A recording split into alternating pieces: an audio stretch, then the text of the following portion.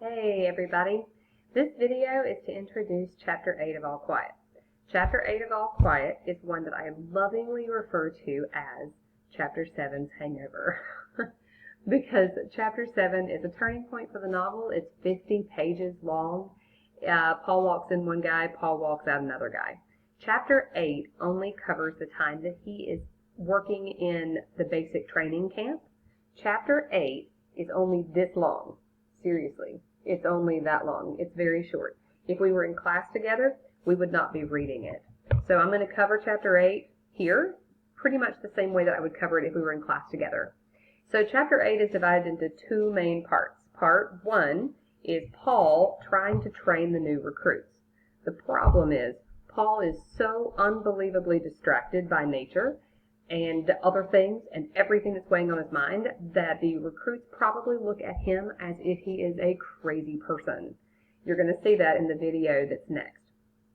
The second part of Chapter 8 is Paul having to guard a prisoner of war camp.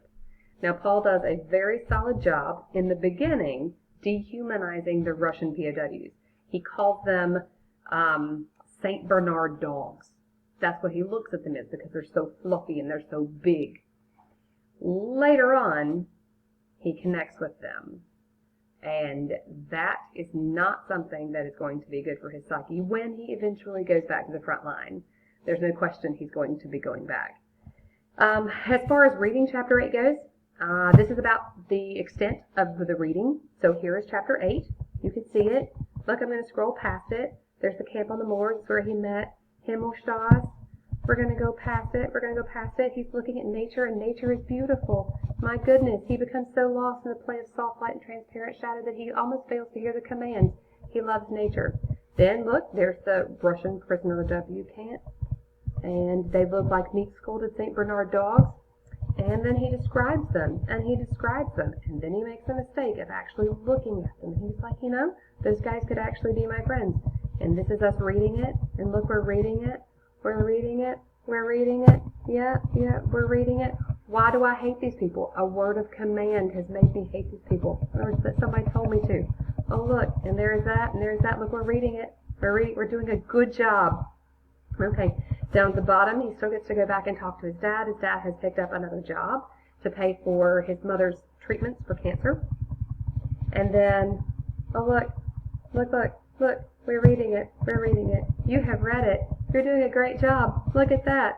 His mom gives him potato cakes that she made for him, and then he gives them to the Russian prisoners of war because he has now humanized them instead of dehumanizing them. All right, so that's Chapter 8. Way to go. Good job.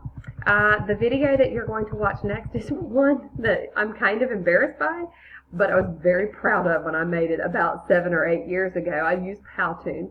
So Paul is going to appear as a panda. The best way to go through it is to press pause so that you can read some of the screens. They move really, really quickly. It hits all the highlights of Chapter 8, so you could feel like you've accomplished a lot.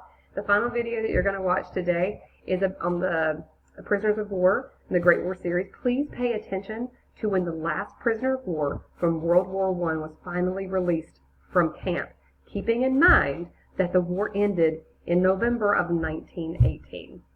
All right, that's that. Good talk. We'll see you later for Chapter 9.